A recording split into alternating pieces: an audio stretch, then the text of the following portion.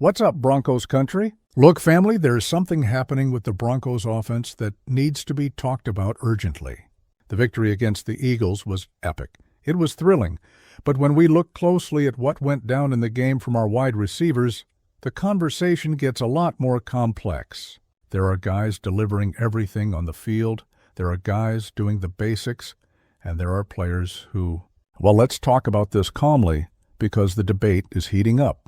If you want to truly understand who's making a difference in this offense and who needs to wake up before it's too late, stick with me until the end because this analysis is going to shake you up. Let's dive deep into the performance of our pass catchers. Because after that historic comeback against the Super Bowl champion team, Broncos Country deserves to know the naked truth about everyone who wears that orange and blue jersey. Denver Broncos family, did you see that game against the Eagles? That fourth quarter comeback gave me goosebumps. But while everyone's celebrating the win, I want to have a serious conversation here with you. Because yes, we won, yes, it was beautiful. But when we analyze player by player in the receiving corps, you can see there's a lot of room to evolve. Let's start with our veteran, the guy who saved us so many times, Courtland Sutton. And look, this time he deserves all the applause. The man finally showed up in a big game under massive pressure, playing on the road against a defense that just won the Super Bowl. 8 receptions, 99 yards, averaging over 12 yards per reception. Sutton was everywhere Bo Nix needed him to be. That feeling of having a reliable guy when the game's on fire? That's exactly what Sutton delivered. He gave the Eagles cornerback trouble all game long, made crucial plays in the comeback, and showed why he's the WR1 of this team. And look, it's not just a feeling. The advanced numbers confirm it. He led all receivers in the game in reception efficiency. That's delivering when it matters most. The criticism they always made about Sutton was that he disappeared in decisive games, in big games. But against the Eagles, the man shut a lot of people up. He was decisive, he was clutch, he was the leader we need.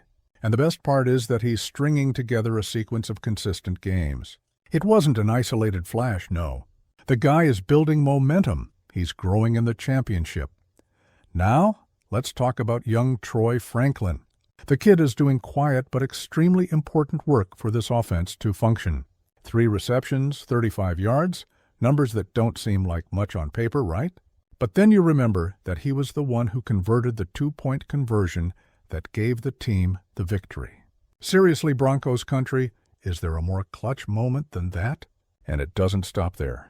Franklin's speed causes problems for any defense. Even when the ball doesn't go to him, he's opening up space for his teammates with his decoy routes.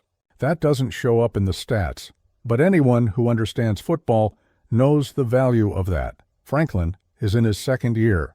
He's still a developing player, but he already shows maturity and tactical awareness.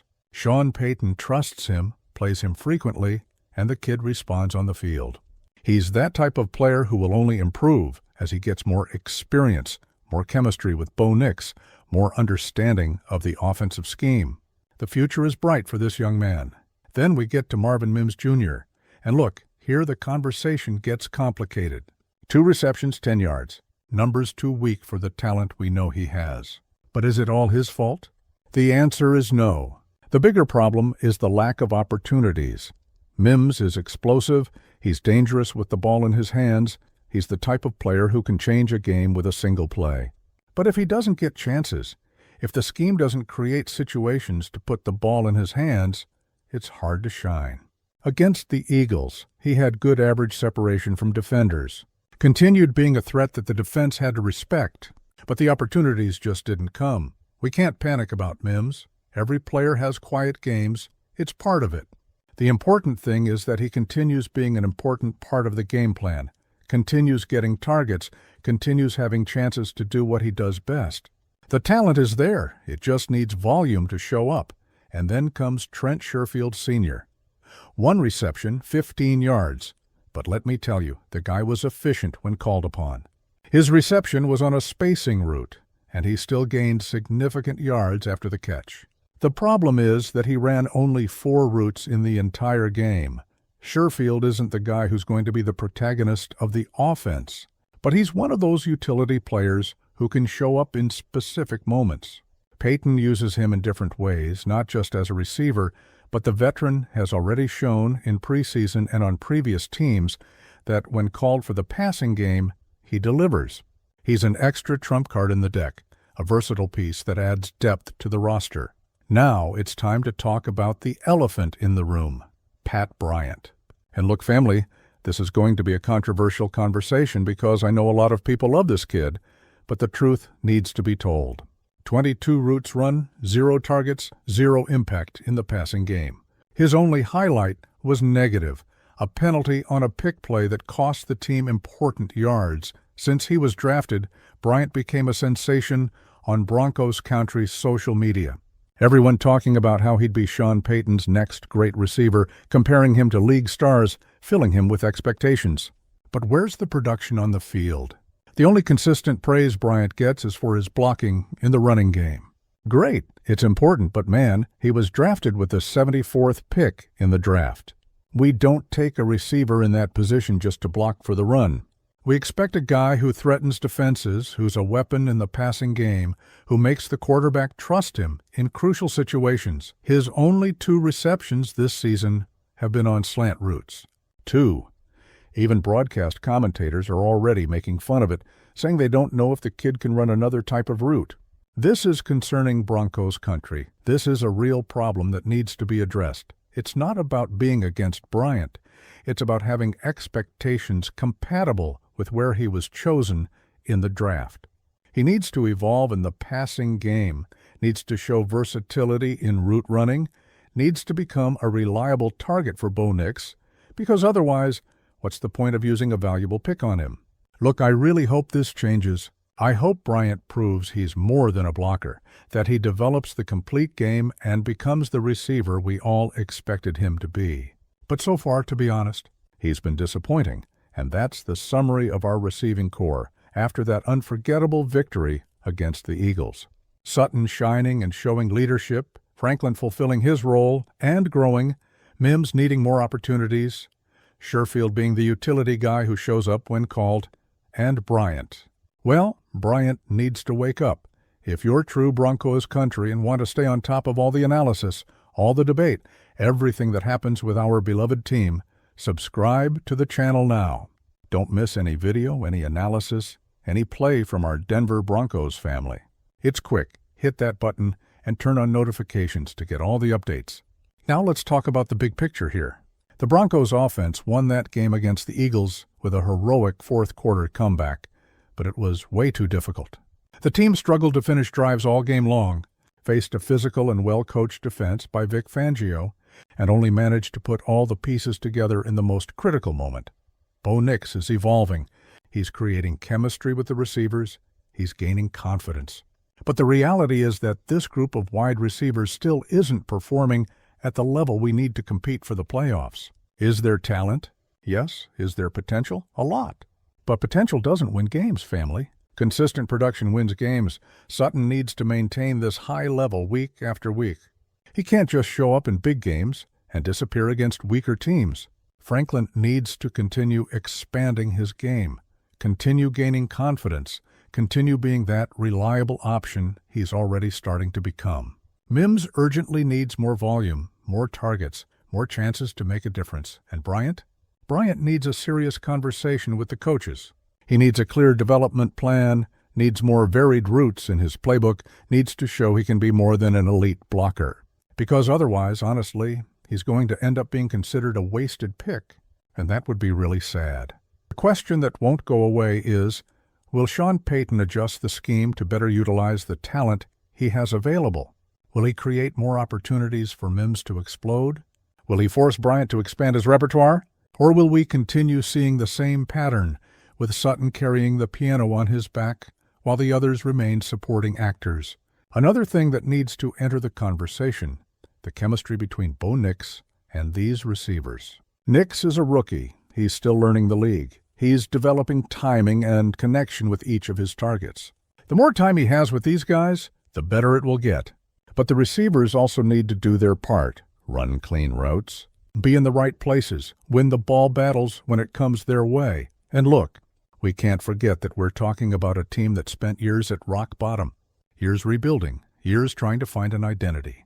The victory against the Eagles was huge not just for the result, but for what it represents. This team is growing, it's competing, it's showing resilience. But to take the next step, to really fight for a playoff spot, this group of receivers needs to raise the level. What's up, Broncos Country? What do you think? Can Sutton maintain this consistency? Will Bryant finally wake up and show why he was drafted so early? Will Mims get the opportunities he deserves? Or do we need more drastic changes in this group? The season is still long. There's still a lot of football ahead. Every game is a new opportunity for these guys to prove their worth, to show they can take this team far. But the pressure is there, the expectations are high, and Broncos Country doesn't accept anything less than maximum effort. What makes me optimistic is seeing that at least we have one guy delivering at the expected level. Sutton being Sutton, making those difficult receptions, moving the chains when we need it, being a true WR1.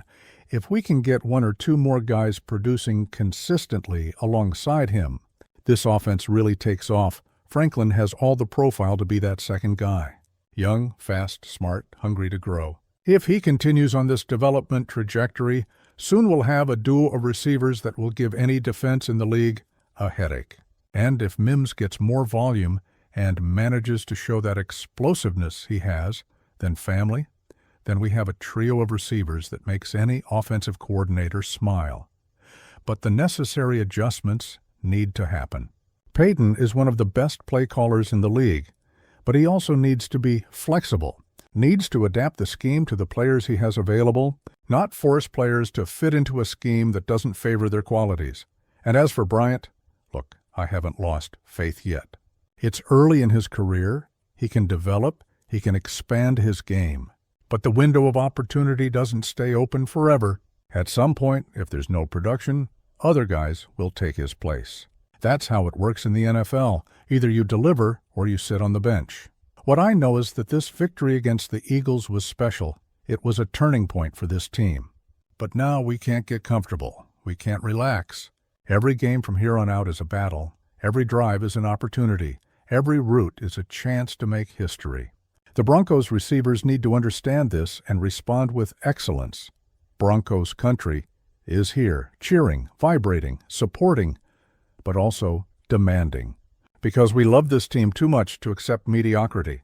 We want to see our Broncos back in the playoffs, back in the league's elite, back in the title fight. And for that to happen, every player needs to do their part. So, here's the message. Sutton, keep being that leader you're being. Franklin, keep growing and expanding your game. Mims, stay ready because your opportunities will come. Sherfield, keep being that valuable utility player. And Bryant, wake up already, young man. Show what you can really do. So what's up, Denver Broncos family? What would you do if you were Sean Payton? Would you keep the current scheme or make drastic adjustments? Would you give more chances to Mims? Would you have a tough conversation with Bryant? Comment down below with your opinion. I want to know what Broncos Country is thinking. If you enjoyed this deep analysis, drop that like. Share with all your friends who are passionate about the Broncos. And if you're not subscribed yet, what are you waiting for? Hit that red button now and come be part of the biggest Denver Broncos fan family in Brazil. Until the next video, Broncos Country, we continue together on this journey toward the playoffs. And remember, in Broncos we trust.